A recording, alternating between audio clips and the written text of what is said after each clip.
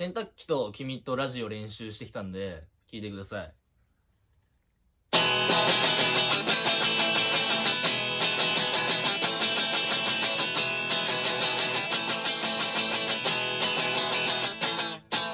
最低限の生活には洗濯機と君とラジオ、週末は踊ろよと誘ったら実は興味ない。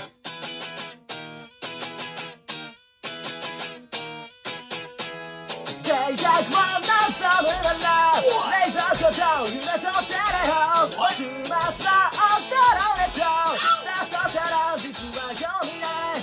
淡い期待広い狭い部屋で名前を呼び合ったりしている。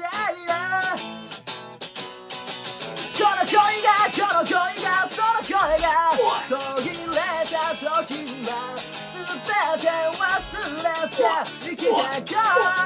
この恋がこの夜がずっと前から僕らを待っていたんだ。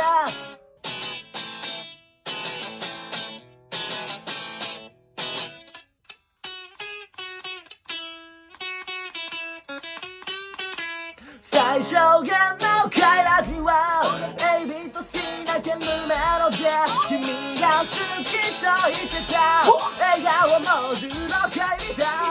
駆け引きや白い黒い嘘で自分で傷ついたりしている。この恋がその声が途切れた時には全て忘れて歩いてこう。この恋がこの夜が最初で最後だと Yes だって思っているんだ。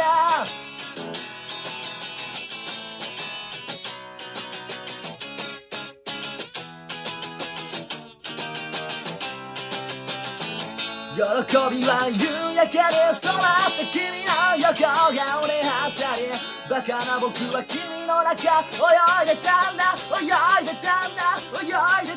って溺れて気づいたり。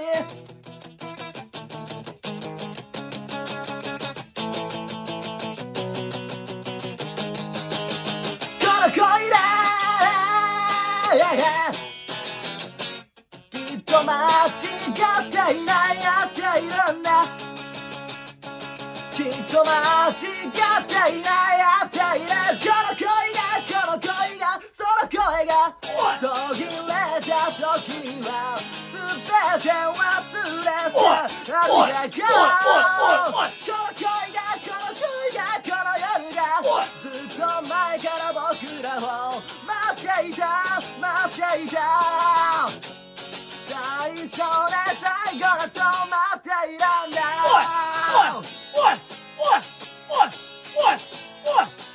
この恋がその声がラララララララ